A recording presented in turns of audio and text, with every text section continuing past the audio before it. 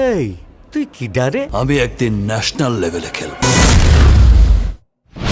গল্পে একটা প্রেম মিসিং আছে স্যার। দুষ্ট কোকিল। গত কুরবানিতে মুক্তি পেয়েছিল তুফান সিনেমা। ছবিটি মুক্তি পেয়ে দারুণ ব্যবসা করেছিল। মুক্তির 4 সপ্তাহ পরেও দেশের স্টার সিনেপ্লেক্সে হাউসফুল চলছিল সিনেমাটি, বাট কোটা আন্দোলন ও চলমান কারফিউর কারণে থমকে গেছে সিনেমাটি। তো কি অবস্থা, কেমন আছেন? আমি নিউন বার্গার। আজকে মূলত 3টি নিউজ নিয়ে আলোচনা করব। আজকে ফার্স্ট নিউজটি থাকবে কোটা আন্দোলনের কারণে থমকে গেল তুফান সিনেমাটি। সেকেন্ড নিউজটি থাকবে সোনার কয়েনে শাহরুখের ছবি। আর থার্ড নিউজটি থাকবে হাসিনা বলেন কোটার দাবি পূরণ হয়েছে, এখনো কিসের আন্দোলন। এই বিষয়টি নিয়ে তো আশা করি ভিডিওটি সম্পূর্ণ দেখবেন।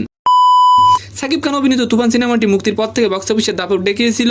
দেশের মাটি ছাড়াও বিদেশের মাটিতেও ভালো ব্যবসা করে সিনেমাটি। মুক্তির 4 সপ্তাহ পরও সিনেমাটি হাউসফুল যাচ্ছিল দেশে। সবাই ধারণা করেছিল ব্যবসা সফলতায় নতুন মাইল ফলক সৃষ্টি করবে সিনেমাটি, বাট কোটা আন্দোলন ও কারফিউর জন্য বন্ধ হয়ে গেছে দেশের সব সিনেমা হল, যার ফলে থমকে গেছে সিনেমাটি। আর এবার আলোচনা করো বলিউড কিং শাহরুখের সম্মান বিশ্বজুড়েই। সম্প্রতি ফ্রান্সের প্যারিসে বিশেষ সম্মান জানানো হয়েছে শাহরুখকে। তাকে নিয়ে বানানো হয়েছে বিশেষ স্বর্ণ মুদ্রা, যা অভিনেতার নামে বানানো এটি প্রথম কোনো স্বর্ণ মুদ্রা। আর এই সোনার কয়েনে ফুটে উঠেছে শাহরুখের ছবি। আর এবার আলোচনা করবো প্রধানমন্ত্রী শেখ হাসিনা বলছেন কোটা আন্দোলনকারীদের যেমন দাবি ছিল তার থেকে বেশি পূরণ করা হয়েছে, তাহলে এখনো কিসের আন্দোলন? তিনি বলেন তাদের দাবি ক্ষণে ক্ষণে পরিবর্তন হচ্ছে, যা ধ্বংসযজ্ঞ চালানোর সুযোগ করে দিচ্ছে। বৃহস্পতিবার 25শে জুলাই সকালে মিরপুর 10 এলাকা পরিদর্শন করেছেন প্রধানমন্ত্রী।